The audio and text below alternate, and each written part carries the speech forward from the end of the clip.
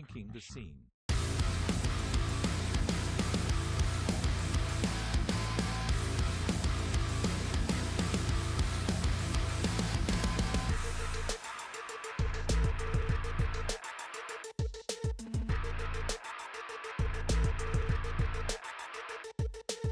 What the fuck is up, Warped Tour? Welcome to a brand new episode of Ranking the Scene. Sam here with Marcos.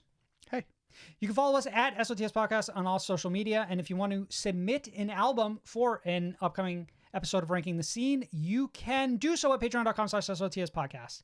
Only $3 a month. For those unfamiliar, every single week we bring 3 new albums from the scene and rank them against every album that's come before and every album that's going to come after to figure out what the best album is in the scene. Now, fair warning, we're about to scroll up and show you our what we've come to so far with our research. So you're saying spoiler alert? Yeah. Obviously, all you can go watch all the old episodes on our YouTube channel. You don't have to. You can just jump in here, get up to speed based on what you're seeing. We'll talk about it. Let's talk about it a little bit, all right? So we brought this week Horizons by Parkway Drive, Lies to Light the Way by Myka Relocate, and Monument by Miss May I to add to the tier list that looks like this. Add in like a big swell and right, big post, swell, yeah. big music moment right there. Currently, here are the tiers. Very tippity top, GOAT, followed by Masterpiece, Certified Hood Classic, that bitch, Just Okay, Pretty Mid, Fucking Awful, and A Crime to Humanity. The best album we've listened to date is Sempiternal by Bring Me the Horizon. Just Beating Out. Feel Nothing by The Plot in You. Disposed by The Plot in You. It's that song off that album though. Yep. And Dying is My Latest Fashion by Escape the Fate. The worst album. Your latest fashion. Dying is Your Latest Fashion by Escape the Fate. I'm coming in hot. I guess I'm coming in fucking hot this episode, bro. And the fucking worst album we've heard is fucking Father of All by fucking Green Day. Fucking mother father of all. Motherfucking father of the fucking worst album I've ever heard in my whole goddamn life. And there's a smattering of albums in between there. Yeah, all pop punk, metalcore, deathcore. This week's metalcore, though. It's all metalcore. Last week was metalcore. This week is metalcore. And maybe we'll change it up the following week, or maybe we'll do metalcore again. I don't know. I've been in a bit of a metalcore mood. I can't lie. It's been fun going back and listening to old metalcore bangers or not bangers. We'll talk about it. So of these 3 that we are adding to the tier list this week, you've heard prior to today 2 of them. That's correct. I've heard Monument by Miss May I, and I had heard Lies to Light the Way by Myka Relocate. And we both hadn't heard Horizons by Parkway Drive. Precisely. Which is critically acclaimed and also, like, my understanding, fan favorite album. Let's talk about it. Horizons is the second album by Australian metalcore band Parkway Drive. Winston McCall said that the songs, the sounds, the speed, the heaviness, and the production has all been stepped up. Working with Adam D of Killswitch Engage made our job super easy as well as highly enjoyable. Adam D was doing a lot of fucking metalcore shit back in the day. And I feel like doesn't do it as much now, or do we just not talk about the bands he's producing? You're saying fell off? I'm not saying fell off. Or am I? You're saying I just don't see this name come up as often. Like, when was the last time you remember mentioning Adam D in an episode of the regular show? Who the fuck is Adam D? The vocalist? No, he's like the guitarist for Killswitch Engage. This album reached number 6 on the ARIA album charts, which for those who don't know is Australia Billboard, on the 14th of October 2007, and was number 27 on the US Heat Seekers chart. That's what a place to be. What a time. Marcos, for what it's worth, album art, insanely familiar. I had seen this album millions of times before, even though I hadn't listened to it. And so I mean, that's where I want to start here. Let's start. We've been told that this is like the Parkway Drive album, but no real drive to go and listen to it ever, personally speaking. How about you? I mean, for what it's worth, part of the idea behind this show itself was to go back and listen to these albums. It is. So when somebody mentioned this, it did trigger, like, this is like all albums we're talking about, a submission for one of our patrons, patreon.com/SOTS podcast if you want to submit an album. When I saw this suggestion, I was like, Actually, yes, I would like to check that out. I like to explore, though, sometimes why it is we never checked out said album. Because for me, like, this is the album that came out before, what is it called? Deep Blue? Which is an album I really love. That was my introduction. Heavy fucked with it. Our introduction to Parkway Drive. Yeah. I really loved that album.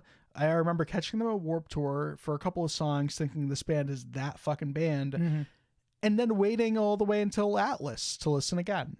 And then again with fucking Ire, and never once in my mind thinking like I should go check out Horizons. I've never been good about it, to be honest with you. I've never been good about it. I've always been very forward in my music listening habits. Like, I feel like it took me forever to check out Count Your Blessings by Bring Me the Horizon, even though Suicide Season was like my shit. Yeah, it was right there that whole time, and you never did. But that's like a quintessential example for me. Bring Me the Horizon, like my favorite band on the whole fucking universe. I guess, apparently, as of today. And I never went back and listened to that first album because I just don't, right? I mean, I also didn't go back and listen to Edge of Your Seats, which was like even further back, right? Edging in Your Seat? Yeah, Edging in My Seats. This is the funniest fucking album I've ever listened to in my whole fucking life. That's not the angle I expected you to take. It's just like, this band is so random for no reason. You'll be like 3/5 of the way into a song. You just finished a breakdown. They're moving on to, they're repeating the chorus again. And then out of nowhere, this motherfucker comes in with a guitar solo. And it happens like 5 different times on this album. And it's so fucking funny every time. It's just like, I just feel like there's no like direct like path here for how this band gets from like the beginning to the end of a song. Like, they're just so fucking wily. They're all over the place. They are a little wily. They're having a lot of fun. I enjoy that, and that fun does rub off on you. Yeah. Because at some point, like, I get to like Moments in Oblivion, Breaking Point, Dead Man's Chest. I'm talking like pretty late in the album. Yeah. And I'm consistently having a great time with each and every track. In that sense, I agree with you completely. This album is a lot of fun. I think that I'm fairly positive the singles are like Carry On and Boneyards, and they should be. I think Horizons is one too, Okay. like the title. Okay. Yeah, I think, and honestly, Carry On for me is absolutely the standout on this album. And that's without, I don't even think I had managed to hear any of these singles even. Like, I don't think I heard a single song off of this. Carry On maybe live, thinking it was like a song off like Atlas. That's a good point. We had to have heard one of those songs live. Yeah. If not multiple. This band has such conviction in this record that I really appreciate. Like, they have that like young, passionate drive in them, and you hear it in the way that they fucking scream all of these lyrics. And it's something that I feel like is dearly missed in modern day Parkway Drive, where they now present their vocals very like missed metalcore theater, whereas like before it feels like they actually had passion behind what they were saying. And like, I feel that here, and I don't feel it in modern day Parkway. So it made me a little like, it felt a little bittersweet listening to this album. It's so funny being able to go back to this and still think to yourself, like, why did they ever stop doing this? Like, they found it. I mean, they stopped doing it because like every band fucking stops doing it. But no, that's what I mean. Like, that's the greater question at hand is like, why ever stop doing this? Like, you found the right formula. This is it. You don't need to go do what you're doing now. Like, how did we get from here? There's a million reasons, and we've spent, to where we are, and we've spent a decade at this point discussing them. Right? Some of them are like more. They're cold, right? They're just like, hey, maybe more financial opportunity, growth opportunities, and changing our style. No, it's not that. Other of them are like changes in your passion and like the type of music you're interested in. It's far more insidious, your sound. It's more insidious than that. It's like the transformation from ghoul to feral ghoul in the Fallout universe. Okay. It's like there's still a human nature, and it is slowly depleting until it is completely abandoned by the time we get to the fucking gray album, whatever it's called. This doesn't take into account one incredibly important factor in this, which are feral ghouls in Fallout are actually super dope. So they actually become cooler the more feral they become. None of them cooler than the least feral ghoul, the fucking guy from Righteous Gemstones. The least feral ghoul, the guy from Righteous... The actor. Goggins. The actor. Yes, that's precisely like Marcus, but we've strayed too far from our discussion here. Yeah. They play guitar so goddamn fucking well on this album. Like, that's always been my favorite part of this band. They should be in the Museum of Art, and like, they should be in the Rock and Roll Hall of Fame. Strictly on how hard they shred. Just how hard they shred. Yeah. All that being said, I don't know that I was like wowed by this album. Like, I don't think it surpasses like Deep Blue or Atlas for me personally. I enjoyed it. I thought it was a lot of fun. But there are probably a handful of songs here that were a little forgettable. Is that fair? No, I think you're coming at it with the right angle. I'm pretty much right there with you. I don't ultimately know where I'm feeling as far as a rank though. Because it's not mid. I would say it's not mid, but it is middle of the road in terms of this tier. I think Just Okay. Just Okay might be where I land. Somewhere in the center of that. What do you think? I actually might be feeling the center of that. Above or below Amorosa? I think it's a little more cohesive than Amorosa is. Like, but it's below After Laughter for you. Maybe. That sounds right. I prefer these two metalcore records for what it's worth. Yeah, I'm right there with you. They're just highs. Way more my style. Yeah. After Laughter is a very good example of pitting two completely different styles of music against one another and trying to like... But this is a significantly more memorable record to me. But I would argue that... That's the angle so I'm is coming Amorosa at it. self-titled for me personally. Ooh. Yeah, that looks right. That looks right? I'm fine with this. Let's lock it in.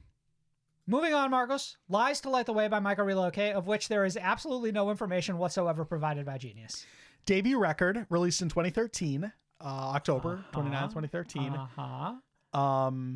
One of only two Myka Relocate albums, a band that has since disbanded. They've been Also disbanded correct. since like 2017-ish. Yep. And of course, a Chango Studios record produced by Cameron Mizell. Chango was on top of the world at this moment. His style of production was right there, as far as I'm concerned, with Joey Sturgis. It wasn't, but he was second. As far as I'm concerned. I see Chango on an album in 2013 and I'm like, that's not Sturgis, but I'll take it. Fair. Artery Recordings too. I'm about to give one of the hottest takes in the history of fucking State of the Scene. God damn, I don't know where we're at. Can I say a couple of things before you say something insane? Okay, go. Natural Separation is a top metalcore song of all time. Backed. Playing It Safe. Top metalcore song all time. Say it. Backed. In spite of Johnny Craig with the most phoned in feature that has ever happened in this scene. All of 8 seconds on this song, and 1 second of it is him laughing on his way to the fucking bank to cash the paycheck. Yeah. I cannot believe fucking the Telly feature in quality versus the Johnny Craig feature, which is, mind you, still a good like 7-8 seconds. But like, if I'm Myka Relocate, I cannot imagine actually paying him for his work on that song. The absolute beauty of Something to Dream About. The absolute intensity. I'm liking the angle of doublespeak. Mm. The moody Cold War. The fucking opener. Is this one of the greatest metalcore albums in the history of the genre? Resolve is actually a little bit more, it's not quite as like hype as I remember it being leading in this album. But to answer your question, which was again, what? This is one of the greatest metalcore albums in the history of the genre. Yeah, it fucking was. This is so far up our alley that I just, and it's better than At the Skylines being up our alley as well.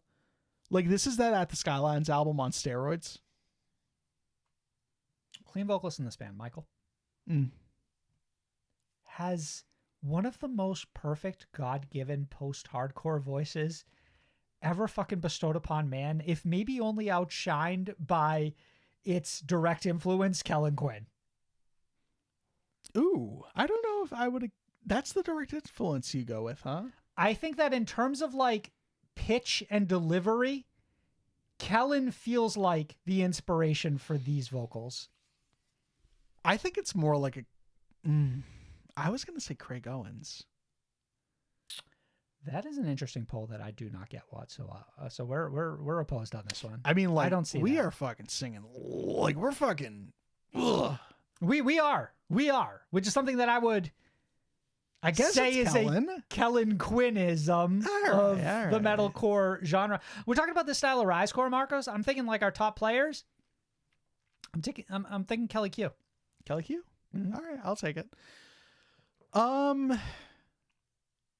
Yeah, you're not wrong. This is one of the best. This is beautiful. It's just hook after hook after hook after hook after hook after breakdown after breakdown after breakdown after breakdown. It's like this is one of the albums that it's so fine tuned. That like when we went to go ahead and add this to the ranking, like I knew that I didn't really even need to go spend time with this one. Yeah, I still did. How familiar my due were these diligence. songs? So familiar, bro. Double Speak, Natural Separation. Again, like these are songs that I could like. You fucking barge into my room one night, like I'm singing these in my sleep still to this day. Gun in your head, sing a fucking metalcore song. You're like you're putting it down like Michael Jackson in that one gif. I will say I might have said something earlier about how Chango was like unstoppable, undefeatable, king. Don't complain about production now if this is going to be the case. You're so fucking funny, dude. Fuck off. Those fucking drums, though. The drums. Little programmed. It had a little bit of the weight taken out of him, you know what I mean? It's the only thing I hold against this album. Michael gets lost a little bit more in like the mix than I remember that happening back when like I used to listen to this album on the It's daily. like this was perfect for the year it came out, but it's not perfect 15 years later. It's aged. Yeah. It has aged. And in some aspects poorly, in other aspects still really well. Timeless even. So all that being said, where do you put something like Myka Relocate? It's not the bottom 4 tiers. I think the conversation starts at that bitch.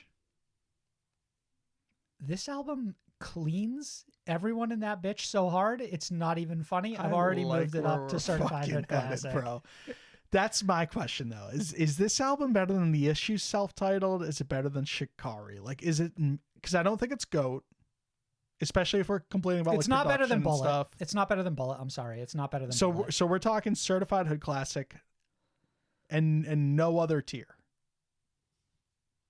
I think I would lock it in at a certified hood classic. Do you take this over Under Oath? If I'm being honest with myself, absolutely. Let's go. Do you take it over Billy Talent? I think I do. Yeah, sir. But I stop at the Bullet. I take it over Bullet, but I will concede.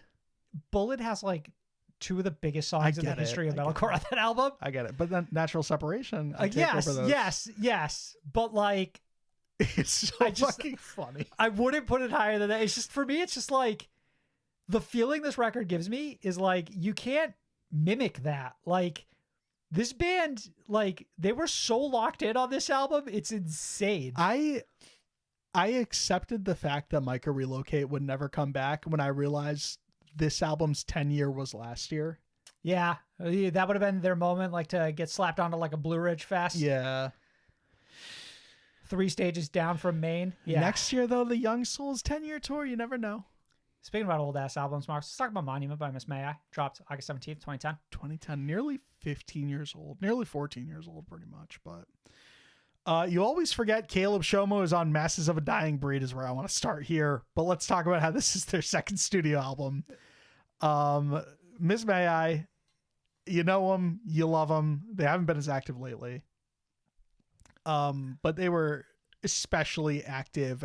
Like, they went on like a pretty clean tear at some point between their debut, this one, and I think it's At Heart. Yeah, Rise of the Lion was like after that. Yeah, well, what I mean is like they were consistently putting out albums, but for me, Monument was better than anything this band interesting. has released. Can I stop you before you go too far? Sure. Neither of us listened to the deluxe version, correct? No, I didn't hear the deluxe. I mean, I may have heard it in the past. I didn't go out of my way to seek it. But this time around, we did not. Yeah, there was a deluxe for this album. So was every album that released on Rise in 2010 as well. No producer.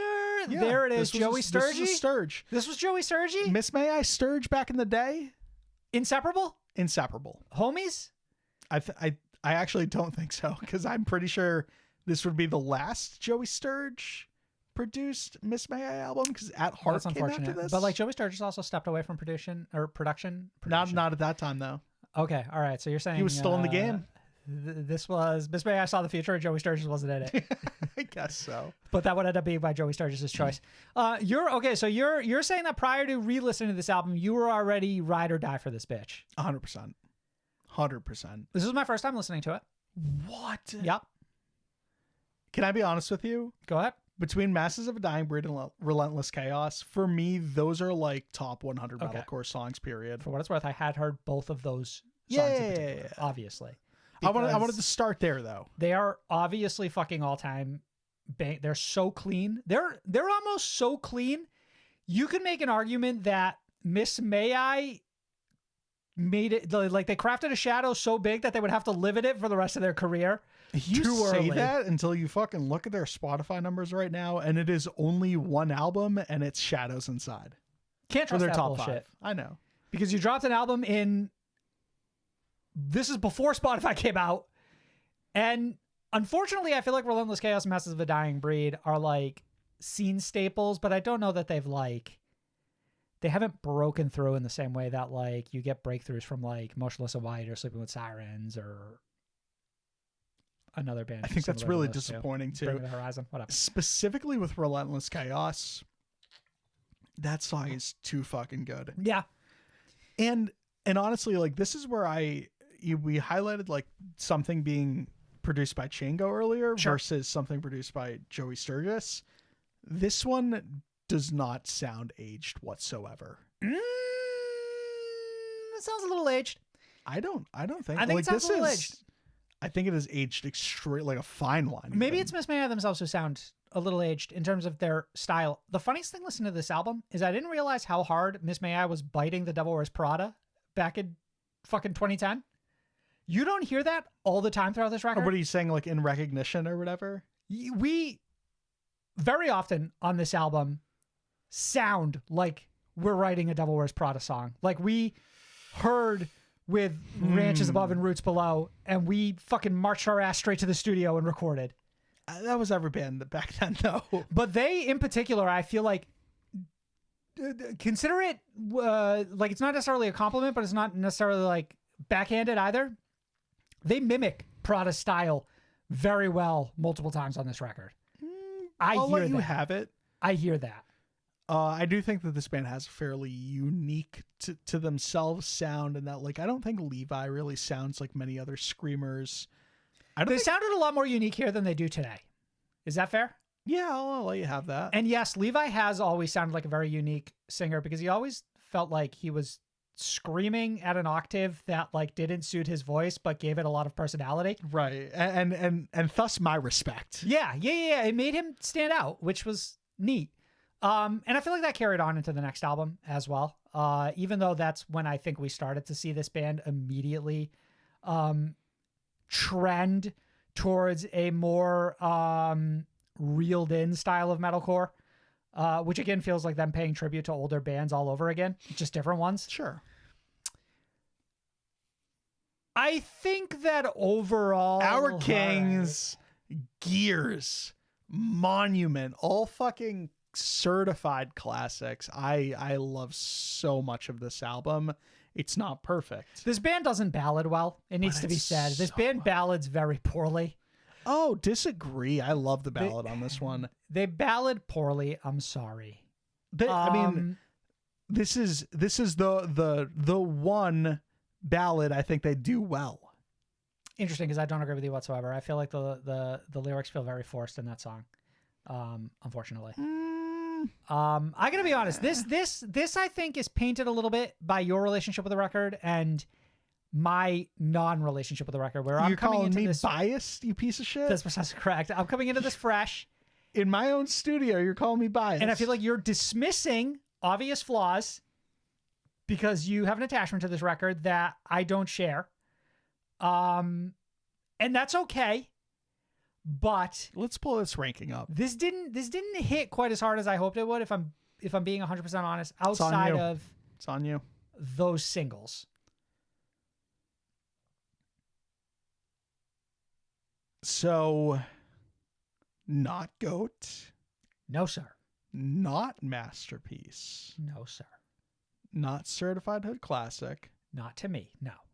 And I'm with you there. I think at worst, actually, I think that this is right before or right after probably Wage War for me.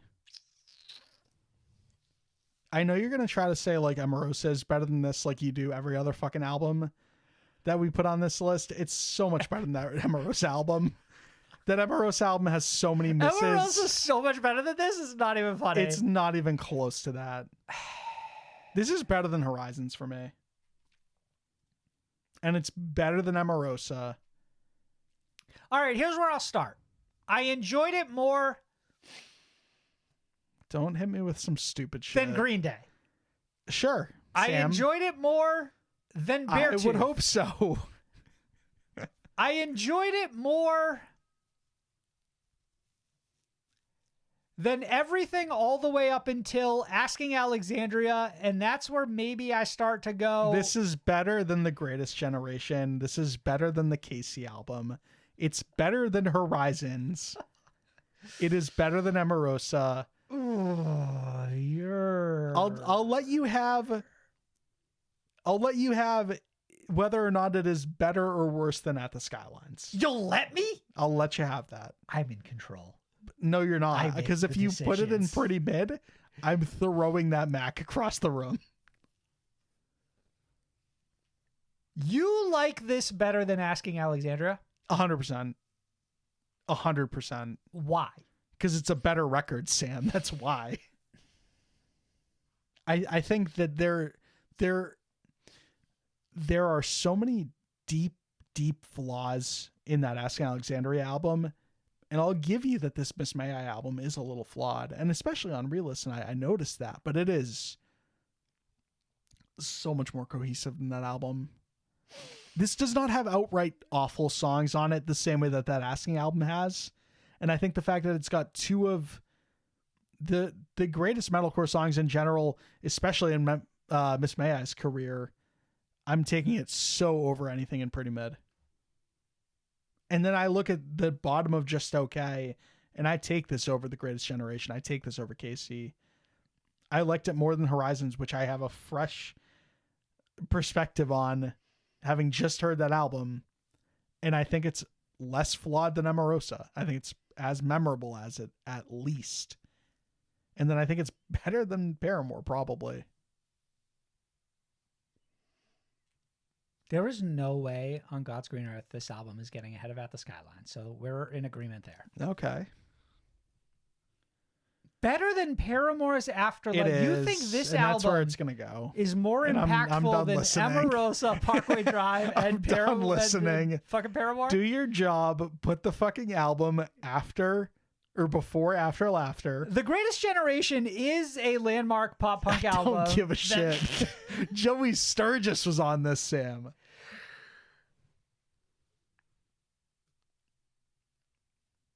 Dude, shut the fuck up.